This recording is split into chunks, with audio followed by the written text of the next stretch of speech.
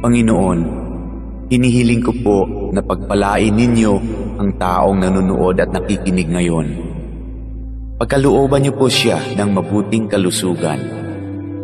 Bigyang tugon ang kanyang mga panalangin ayon sa inyong kalooban. Loobin niyo po na magkaroon ng agarang solusyon ang problemang kanyang kinakaharap, lalo na ang problemang pinansyal at problema sa kanyang karelasyon at mga kaibigan. Ilayo niyo po siya sa tukso na kasalanan at lahat na uri ng kapahamakan.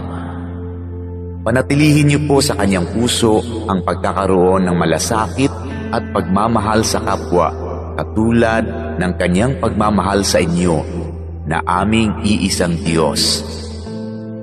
Ito ay aking hinihiling sa pangalan ni Jesus. Amen.